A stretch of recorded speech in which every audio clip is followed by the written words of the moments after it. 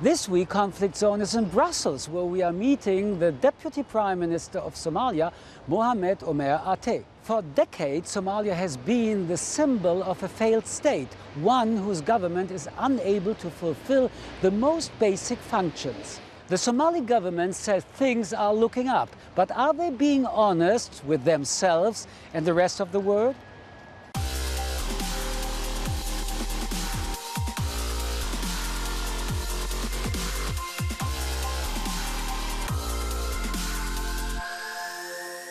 Mohamed Omer Arteh, welcome to Conflict Zone. Mr. Arteh, just 3 months ago, in a talk in London, you said you are very proud that Somalia is no longer a failed state, yet it remains in second place in the Fragile States Index, formerly known as the Failed States Index, of the Fund for Peace. Only South Sudan is worse.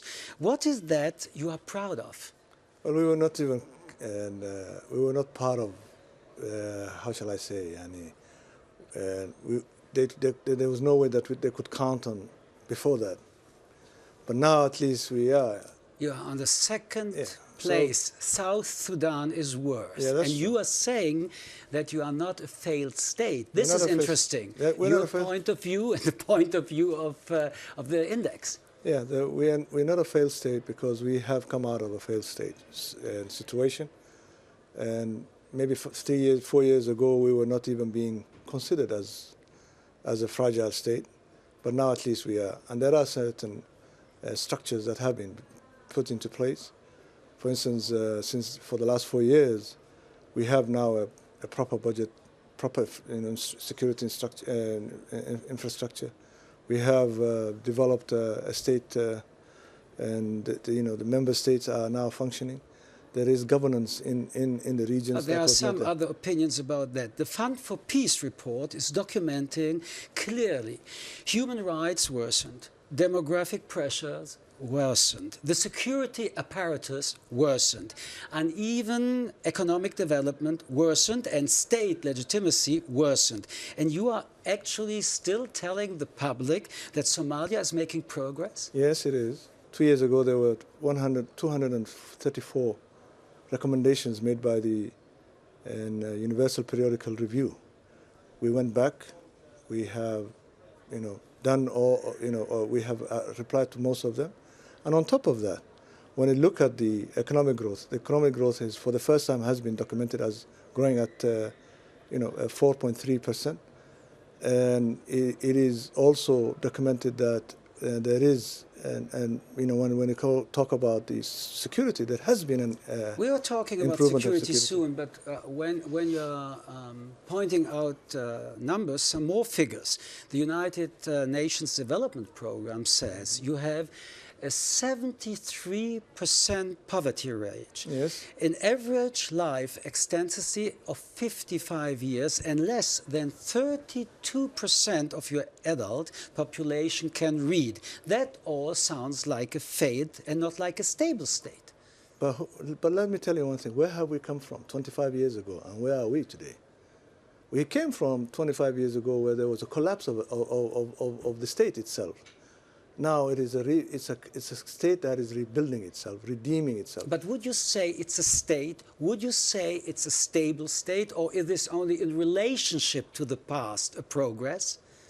I don't know how you. Okay, but I would, for instance, as far as I'm concerned, I would say that we have a state, and the state is developing. That's what I would say. So let's continue to talk about that. More facts. Youth unemployment 67%. Annual per capita income of 450 euros. Frequent murders of politicians and activists. This all sounds like a failed and not like a stable state. I mean, frequent murders of also politicians. As far as targeted killings are concerned, that is something that Al-Shabaab does. It is not something that is done out of because of lack of statehood. But it is a targeted, group that is targeting politicians to make sure that there is no stability in the country. So that is how it is. But I would disagree with you on the figures, because the figures also point out the negativity part, but why not take also the positivity? We can do it positively. Youth unemployment, 67%, or employment, 33%. A third of your young population has something to work. This is something going better, or how would you say that? What are you comparing them to? Are you comparing them to Belgium, for instance? If that is the case, yes. But if you're comparing to the region, we are not doing as bad. But we could do better. So it all depends on, let us compare apples to apples and not apples to oranges. Okay, so now we compare something with a quote of the foreign minister of your country, Mohamed Omer, is on the record as saying, I quote, "We are working hard on stabilization, but for the Somalia government, it is like building a plane and flying at the same time." Taking this metaphor seriously, the plane that your government built is crashed and has crashed. No, it hasn't. It is still flying. It is going on for the last 4 years. It has been ongoing. We see a lot of change, positive changes in the country, and what he meant is that there are a lot of problems. Problems that we have faced are, number one, and it's a matter of capacity, it's a matter of finances, it's a matter of security, it's a matter of administration, it's a matter of humanitarian, all at once, all requiring our attention. Okay, we will do it piece by piece, but you mentioned security. The truth is your government only controls small parts of your country. You are the government of Mogadishu, not of Somalia, are you not? We are in Mogadishu, and we operate out of Mogadishu. But do you control the whole country? However, we have our federal member states, and it's our federal member states. It wasn't there before. Now that it is there. Do you control the whole country But militarily? Militarily, we do control through our federal member states, and that's how it is. It is not necessarily that I have to control them. But I'm not speaking about you personally. No, I'm saying the government. I'm talking about the government. Is the government really controlling the area? Yeah. Because we have to talk a little bit about this army. Somalia officially has 22,000 standing troops. Unofficial estimates put the real number as low as 10,000. It appears that officers exaggerate the numbers of soldiers in order to pocket the surplus wages. How long do you think you can go on fooling yourself, your people, and the international community about your army and your security standards? Okay, let me tell you one thing. We talk about a state that has collapsed, a state that went down the drain, a state that is coming out of the ashes. That is what we're looking at. You cannot judge it in a perfect situation where you are looking at a state like other countries. We have gone through the worst. What we're doing is that we're trying to change this by building up financial systems, by building up biometrics. We have already registered 18,000 biometric soldiers in our biometric system. We are now developing a payroll system. So it is something that is developing, and it's not something that we cannot talk about it and compare it to already something that has been existing for the last 25 years. But there are some priorities, and one of the priority is the biggest threat to Somalia, the terrorist group Al-Shabaab. Your president said recently that the government must choose between giving its soldier wages or weapons. An army that has less than half the numbers of soldiers they claim to have, with commanders earning double their wages, is a threat to its own country. It is certainly not... Is that what the president said? No, the president said you must choose between giving its soldier wages or weapons. But you can't continue the way that it is still now, because the protection of your borders is not guaranteed. The protection of your population is not anymore guaranteed by the country. So, but I mean, can you be more, because I'm kind of... Do you believe that your population is protected?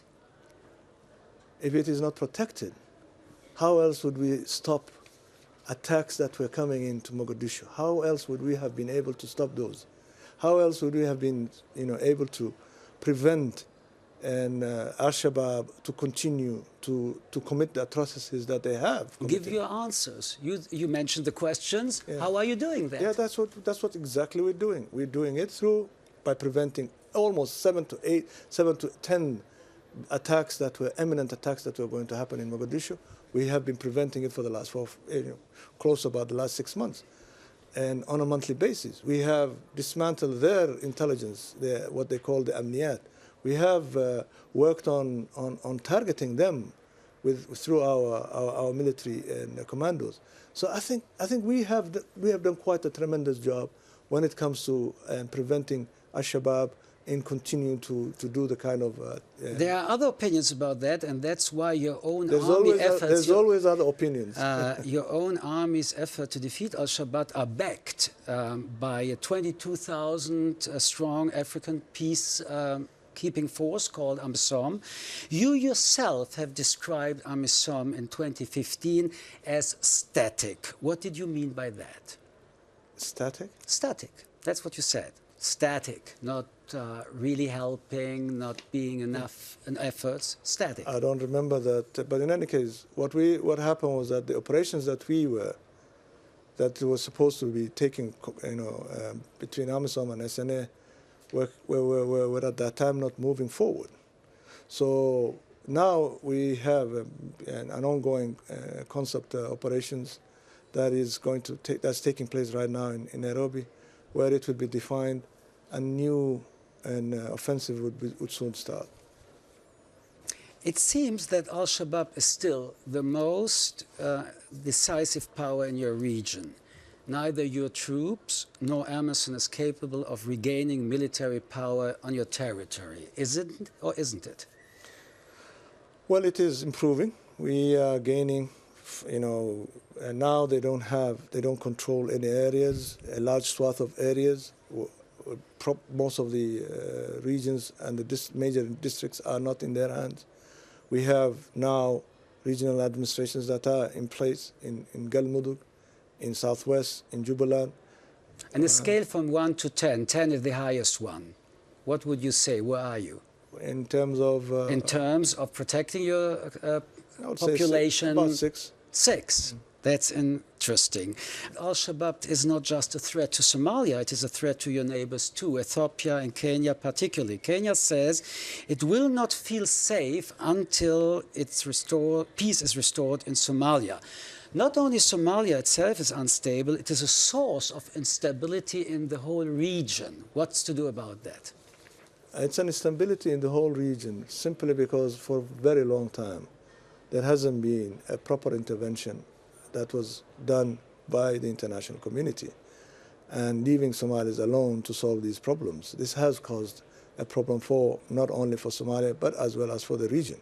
This is now one of the things that we have started by having the AMISOM forces coming in and changing. It became a game changer, and now slowly we are regaining our control over our territories and also providing the kind of support that the region needs in terms of security. But Kenya has threatened to close Dadaab camp, the world's biggest refugee city. On June 9th, Kenya and Somalia reached an agreement on the repatriation of refugees. There are more than 1 million Somali refugees in the camp alone. There are more than 300,000 in the camp. 267,000. Okay, 300,000. We agree. Where are you going to live? Where are they going to live and work? What are you going to do with all these people when they are arriving to Somalia? First of all, these are Somalis, and they have every right to return back to their homes. And this is something that we as a government have to abide by. Secondly, we are working with Kenya and to come up with what will you do? I mean, you said by yourself, we are a poor country, around 400,000 people are coming back to your country. What will you do? Can I finish? So we're working with them on a tripartite agreement where we're going to have a much more gradual repatriation of the Somalis over a period of 1 to 3 years. This is one. The second thing is we're also trying to build, with the support of the international community, to build the environment that will make it conducive for returnees to come back to. We're also in areas that Al-Shabaab control. We're also taking an offensive there to make sure that it is possible for the returnees to return back to. So these are some of the things that we're going to do. Now, the other thing is, when it comes to the livelihoods, we are also working on a long-term livelihoods program that would allow returnees to come back and they can make, a living out of it and not, coming back to zero. I understood. Let's look at corruption. It is rampant in Somalia, isn't it? Well, it is rampant because of the fact that there were no systems, and now with the systems in place, it is reducing. Really? Because in its Global Corruption Perception Index, Transparency International ranks Somalia now at the absolute bottom as the world's most corrupt country, tied with North Korea. A country can only be that corrupt if the government itself is corrupt or turns a blind eye to corruption. I think what Transparency International does is that they look at the systems, and they don't look at figures, and this is something that has been also challenged in terms of how they do their ranking. So they look at mainly of the types of systems that are available. Systems are not there in Somalia, so there is no way that you can judge. How many officials were charged because of corruption? Court. It's a criminal act. Yeah, but how many of the officials were charged? But you also need to have the evidence. So if you don't have evidence, you can't have an evidence if you are not making a trial. I mean, you have to have the crime to happen, and the trial to be made. And you don't have enough cases for a judge to be judged. You don't have in your country. Yeah, well, there are only one or two or three. You don't know them. You don't know them. You don't know who is corrupt in your country. Well, I mean, you cannot. There is the whole principle of, what do you call innocent before, innocent until proven guilty. Yeah, so but you have to make a case of that. There are no cases. But the cases they will come when there are cases. They will come when they are, because last year Somalia owns Auditor General. This is a state institution, reported serious financial irregularities in most government ministries. This is your own Auditor General saying that, not an external body. Here again, he's saying irregularities in most government ministries. And you are still looking who is responsible? No, but the thing is, for him to say that, and that is a statement that he made, he had to follow through and present it to the prosecutor, to the Attorney General, and find continue with the prosecution. If he hasn't done it, then he is at fault. And it's not also a part of the duty of a government? It is the part of the duty of the government. So did you bring people to the court where you thought that they are corrupt? But he has to prove that. He has to prove that and bring the cases. Everybody has to prove something. No, they have to bring the cases against those people. So but if he doesn't... Why you didn't bring some cases? You don't know anybody who was corrupt in your ministry and other ministries? Those that I know that are corrupt, I would have brought them. But I don't, I mean, the ones that I don't know, I cannot. Okay. Another example, the Legacy Center for Peace Transparency says extensive corruption in Somali society has been institutionalized, become customary and accepted as an informal part of everyday life. Therefore, the public does not challenge the status quo. It's your duty to challenge that. That is true. And we, but the thing is, one thing that you also need to understand, and this is what a lot of times, and I kept on saying, and I said it earlier, comparing apples to apples comparing apples to orange is a very, if you compare it to a much more stable country, like, to Somalia, it is a problem. So we are going through a structural change, a cultural change, social changes that is happening. It is not something that can be done overnight. This is very respected. Yeah. Mr. Arteh, this is very respected. But to change, it needs a start. Yeah, but a moment where you start, for example, to fight against corruption. You have to deliver after saying that. The start we have done is very simple. We have set up, with the international support, a public finance management. That's a good start. We are setting up the procurement system. It is ongoing. The budget, it is ongoing. Reporting of the budget, it is ongoing. Something else is ongoing, elections. Elections is ongoing. Somalia is due to hold elections this year. Your government had 4 years to prepare for this, and yet you are failing to live up to the vision of one person, one vote, like in any other democracy. How do you explain the failure? Well, let me tell you one thing. And I'll give you an example of my personal I was a victim of a suicide attack. So when the attack happened, the problem was the chaos that came afterwards. And what happened was that I was there, and I was not able to move. They had to take me and put me on an ambulance with nothing, with a stretcher, nothing. On top of that, when I came back, the question that has always kind of was, what is a priority? Is the ambulance a priority? Are the nurses and the first aid, are they a priority? Is it the doctor that is a priority? So is it what the hospital? is the priority for elections? All of them are a priority. No, what I'm saying is that all of these are priorities. So now, for the elections to happen, what is a priority? Security is a priority. But security and elections are not contradictory. They are. No, they're Why? not. Elections is the will of the people, and you continue to protect with the army. How are you going to do? How are you going to vote? Yeah, you have to prepare that for years. But how are you going to vote? If you need security, you need what you call demarcation of boundaries. You need a federal system to take into place. You need all of these. All of that is what has been missing, and it was very difficult to do it within 4 years.